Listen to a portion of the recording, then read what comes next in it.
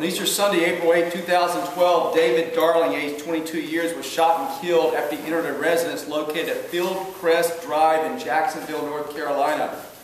After investigation by the Onslow County Sheriff's Office and reading the statements of the witnesses, as well as reviewing the law of North Carolina, I have determined that Darling's shooting death was justified. This is based upon the actions of Darling in unlawfully entering the residence and posing a threat to the occupants of the residence.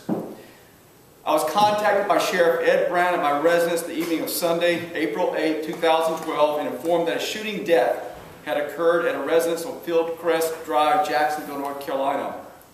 On May 1, 2012, I received an investigative report from Detective Tim Vincent, who's present in court at this time, of the Onslow County Sheriff's Office. On May 7, 2012, I received an autopsy report from the Office of the Chief Medical Examiner. On May 7, 2012, Chief Assistant District Attorney Michael Maltby and I met with Detective Vincent about this investigation. On May 9, 2012, I was in contact with the medical examiner in reference to the autopsy findings. And on May 10, 2012, I met with Detective Vincent again, as well as again yesterday. The evidence shows that on April 8, 2012, at approximately 9:12 p.m., the Onslow County Sheriff's Office was dispatched to a residence located at Fieldcrest Drive, Jacksonville, North Carolina, in reference to an individual attempting to enter a residence without consent or permission. The first deputy arrived at approximately 9:21 p.m. The residents, who were husband and wife, and a neighbor witness, were standing outside the residence, waving deputies to the residence where the shooting occurred. The male resident, and I'm going to refer to him as male resident, female resident, and then also neighbor. The male resident indicated that his model 1911 .45 caliber handgun was inside his residence in the kitchen. This was the handgun used in the shooting and was the property of the male resident. Deputies entered the residence located at Fieldcrest Drive and noticed Darling lying on his back in the living room by the front window. Deputies were not able to detect a pulse for Darling. EMS attempted CPR and other medical procedures at the scene and during transport to Onslow Memorial Hospital. Darling was pronounced dead on arrival at Onslow Memorial Hospital. Deputies secured the scene at the residence and alerted the Detective Division and Criminal Scene Investigation Division for assistance. The male resident, aged 24 years, informed law enforcement that he heard the person identified as Darling yelling in the street. Darling was yelling that he was on some kind of high. The male resident opened his window to better hear Darling. Darling was saying that I'm on a bad trip and I will not kill myself for her. At the time of the incident, Darling was married, although Darling never identified about whom he was referring to in his statement. The male resident said Darling began running up and down the road. Darling returned and was sitting on the male resident's porch. The female resident of the residence opened the door to her residence and noted Darling was standing there naked and talking about a cigarette. She told him to get off her property. At the time of the incident, the couple had two children, a 2-year-old and a 3-year-old, who were asleep in their bedrooms inside the residence. The male resident informed law enforcement that Darling charged his front door. His wife shut and locked the front door. Darling began yelling at them to let him in. The male resident went to his room and grabbed his pistol, a .45 caliber handgun. The male resident returned to his living room. Darling was banging on the front door and hitting it with his shoulder, according to the male resident. The male resident informed law enforcement that he yelled at Darling through the door, telling him to leave. The male resident told Darling that he had a gun. Darling responded by saying he wanted a gun too. The male resident walked near the window by the front door and attempted to talk to Darling. Darling then punched the screen out of the window by the front door and then quickly thereafter jumped, diving head first through the screen portion of the window into the living room. The male resident stated that he shot Darling 3 times as Darling forcibly entered the residence. After being shot, Darling stopped moving and the male resident rolled Darling over in an attempt to help him. Darling was not breathing. I have some photographs of this particular scene. What we have here is, of course, we have the front of the residence located there on Fieldcrest Drive. This is the window that we're talking about. This is the window to the left of the front door. At the time, according to the statement of the male resident, he raised his window so he could better understand what Darling was saying.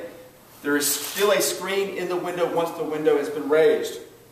This is a photograph taken after, of course, Darling has entered the residence. You can tell where the screen is torn.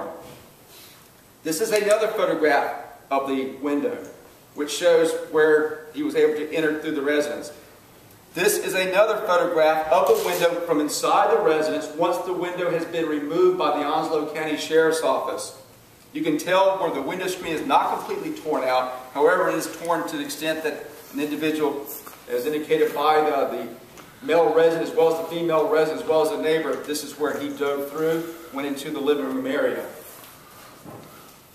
The female resident, aged 24 years, confirmed to law enforcement the same events as described by her husband. She said Darling was naked and running around outside her residence. Darling was running in the street and she said he was almost hit by a car. She opened the door to see if he needed anything and he charged the door. She slammed it shut and locked the door. He began banging on the door and then he calmed down for a moment. He sat on the front steps of her porch looking for a cigarette and a lighter. Her husband tried talking to Darling, but that was not working, so they told Darling to leave. She told Darling they had a gun, and Darling responded that he needed a gun. Darling dove headfirst to the screen of the window. Her husband shot him 3 times. She said that while on the street, Darling kept saying he was not going to kill himself for her. Darling also kept saying, "This is such a bad trip." The female resident called 911 when Darling tried to get into the residence, and she remained on the line with 911 during this incident. A neighbor who witnessed the events told law enforcement that he was in his house when he heard someone yelling. The neighbor walked outside and he observed that Darling was naked and was yelling while in the street. Darling was saying that "I won't kill myself for you," but not referring who "you" was. "And this is the worst trip of my life." Darling also said he needed a lighter to smoke a cigarette. The neighbor went back inside his residence to call 911. The neighbor walked back outside and he noticed Darling running in the street. Darling was almost hit by a car. He saw the porch light at Fieldcrest Drive come on, that being this residence, and Darling ran toward the residence. Darling was acting very aggressively, according to the neighbor. Darling tried to open the door, and then Darling was hitting the door with his shoulder. He was yelling the same things about not killing himself for someone and having a bad trip. He told the residents of this residence, according to the neighbor, and these are his words, "Let me the fuck in." He heard the residents say they had a gun. Darling sat down on the front porch and then said he needed a gun too. He then got up and punched through the window of Fieldcrest Drive, this residence. The neighbors saw Darling jump in the window head first and make it completely into the residence. The neighbor then heard what sounded like 3 gunshots. He ran to the residence of Fieldcrest Drive to determine if he could help. The female resident ran out and said the person had been shot. The neighbor went inside the residence and observed Darling on his stomach with 3 gunshot wounds to his back. He helped as the male resident attempted to provide assistance to Darling. No pulse was detected. On April 9, 2012, an autopsy was performed on Darling at Onslow Memorial Hospital by Dr. Lisa P. McCarthy.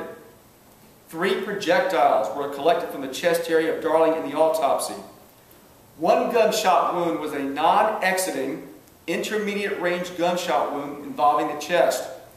The trajectory of the projectile was through the body back to front, downward, and left to right.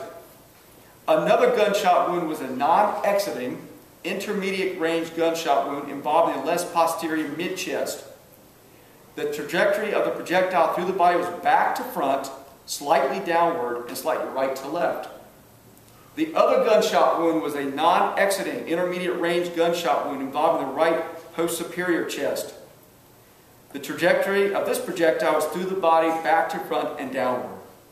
All three gunshot wounds entered the upper or mid-back and were in the downward trajectory, and according to the medical examiner, were consistent with the statements obtained by law enforcement. In other words, as the individual was going through the window, as he's going head first, and now he's going in a downward angle, the gunshots were being fired as the shooter is in front of the person entering the residence as he's shooting, which are then striking the upper area of the back, which are then going down into his chest area. The autopsy revealed that the cause of death is multiple gunshot wounds. On May 9, 2012, I spoke with Dr. McCarthy on the telephone, who indicated that the heart and lungs of Darling were struck by the gunshots and that each of the gunshot wounds would be fatal. A search of Darling's residence located at Fieldcrest Drive, Jacksonville, North Carolina, revealed the presence of drug paraphernalia. This residence, of course, was located on the same street in which the shooting occurred. Based upon the statements made by Darling concerning that he was on a trip and high, and by his erratic actions on the evening of April 8, 2012, the evidence appears that Darling was under the influence of some type of impairing substance. I have spoken with the mother of David Darling, the wife of David Darling, and the female resident over the past few days about this incident. There is no evidence that the residents of Fieldcrest Drive at this particular house where the shooting occurred knew or were acquaintances of David Darling. A criminal record check of Darling reveals that he was born in Michigan on March the 10th, 1990, and was convicted of Michigan of misdemeanors.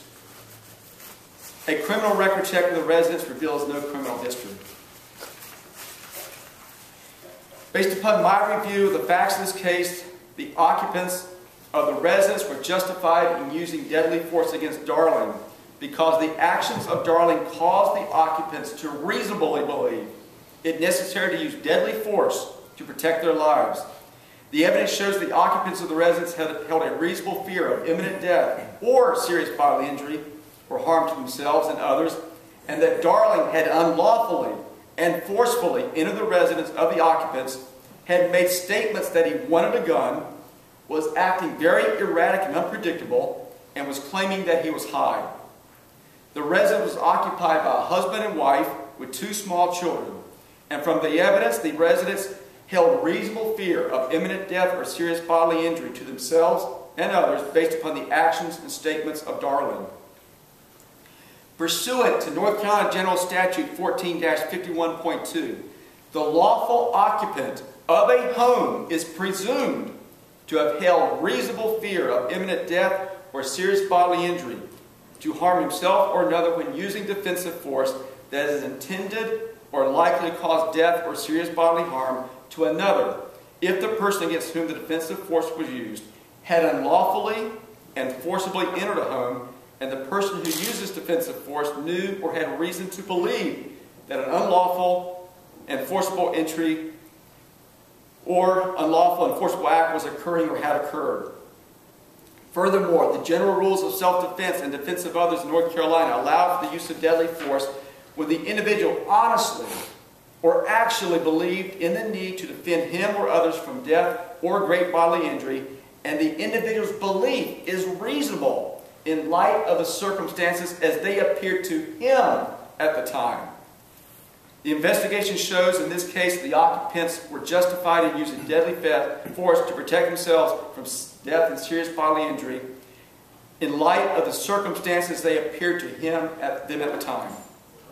Although tragic for the wife, mother, and family of David Darling, the occupants of the residence defended themselves in a manner consistent with North Carolina General Statute 14-51.2 and the law of self-defense in North Carolina based upon the facts and circumstances of this case. As such, based upon the law of this state and the facts and circumstances of April 8, 2012, the shooting death of David Darling is ruled to be a justified shooting.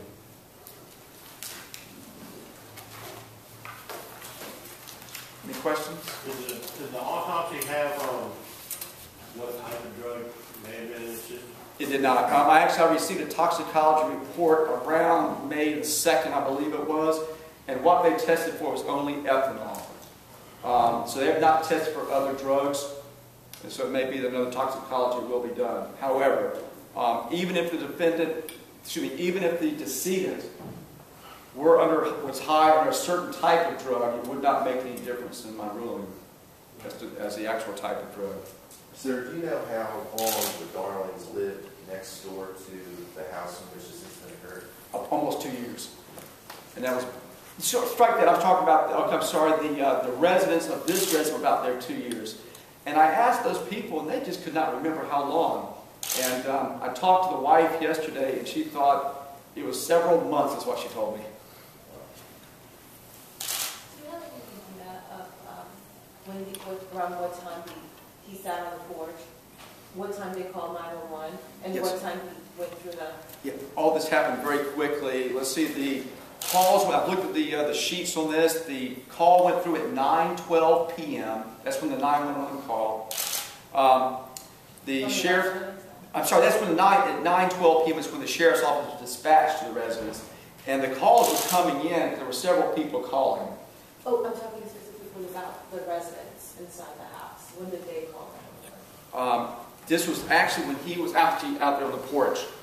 When he was at the porch. So that would have been approximately 9:09, 9:10. So all this happened very quickly. So that was 9:09, 9:10, I'm sorry. And then when was he shot around about?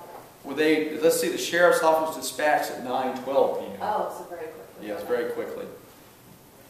And then it says the first deputy arrived at approximately 9:21 p.m., so it took him about, I saw it was like 8 minutes and 21 seconds, according to the report, for a deputy to actually arrive on scene. Was the resident active duty military? Yes. Can you say he was a 10th of January? Yes. Looking at the drug paraphernalia found in the Darling residence, can we get an indication of what drugs were there? Maybe not what he was, quote unquote, tripping on at the time, but what was in the residence? I've been informed by people that know him that he did use marijuana. He smoked marijuana. Was he employed in the area? He was a civilian, Mr. Darling, correct? Yeah, my understanding he was unemployed. Do you have a history of mental illness? Not that I know of. Not that I know of. And I've actually spoken to his mother, and I can tell you his mother lives up in Michigan, just an extremely nice lady. I've talked to her several times about this matter. Of course, she's very distraught over the loss of her son, but a very nice lady. Sir, we've had two of these type instances. Of course, very different. Both cases are very different. But A week apart. A week apart, yes, sir. So my question is, in talking with your colleagues across the state, have you seen, is this more or less common in recent time, or are we unique in this happening? I'm not aware of any other incidents occurring, recently. Especially since I guess what I'm asking is, since the Castle doctrine was updated in December, this is the only instance that you're aware of? That's the only ones I'm aware of. So, with such a big state, you would think it would have happened somewhere else at some point, but I'm just not aware of any. It's just ironic we had two within a week of each other. I mean, one on the 8th, and the next one, this was the 8th, the next was on the 15th. Both on Sundays. Did you say that the toxicology report found that no ethanol was in the system? Yeah, no ethanol, which what they'll do, they'll check for alcohol or ethanol. And they did not find any alcohol or ethanol in the system. Of course, I'm relying upon the fact he himself kept saying repeatedly he was on a bad trip and was high. And that was heard by 3 separate people, the 2 residents of the residence as well as the neighbor who heard that. Could you flesh out, sir, the misdemeanors that Mr. Darling had been convicted of in Michigan? Yes, I can. I've got a press release I prepared for everyone as well. It's got a little more details. Let's see. I ran a criminal record check of Darling.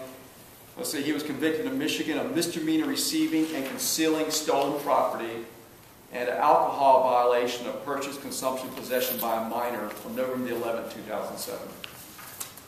Do you have any any idea what Mr. Darling was doing earlier that evening? I know that his wife is active duty and that there was reports that she had seen him earlier that night. Do we have any? No, she had left him, excuse me, not when I say just left the residence, and she had not seen him for hours, so she doesn't know what he was doing. Mr. Darling lived behind any children? Not that I know of. Does the family have any comment, Mr. Darling's family, about what's happened or his wife? Well, I spoke to the wife yesterday on the telephone. I spoke to the mother. I spoke to the mother now 3 times. I can just tell you that on the phone they were both, each one was crying and just very upset that their husband's son is deceased now. Of course, that's the difficult job I have. I have to call these people up and then explain to them, my findings, which I know is very difficult for them because it's still their son, their husband. But I did in fact do so on both occasions and spoke to them individually on the phone and told them. And but as a courtesy to the ones that live there, I also made contact with. I left a message for the husband to call me, the shooter, and then I was actually able to talk to the wife. She called me back shortly thereafter. But I can just tell you that in my conversations with the mother, particularly, she was just very, very distraught. She's lost her son, and I know it's. And she mentioned this to me as well. I mean, it's just so much more difficult. She's in Michigan, and this is in North Carolina. She did tell me that he was always a good boy, always a good son.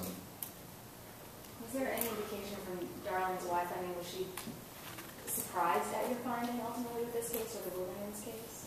If she was, she did not react as such. She did not react as such. She was crying also on the telephone. No, ma'am. No, ma'am. I understand that the lady up in Michigan has several children, including some younger children now, in addition to him. Sir, do you think this is a deterrent for future break-ins, or do you think that this type of thing might would offset some future crime? It's sort of like, you asked about the death penalty, whether it's a deterrent. I don't know. I would hope, though, that anyone who is thinking about breaking into or burglarizing a residence out there would think before they act, because there could be a homeowner inside that residence at the time. And under the statute, they have the right to defend themselves.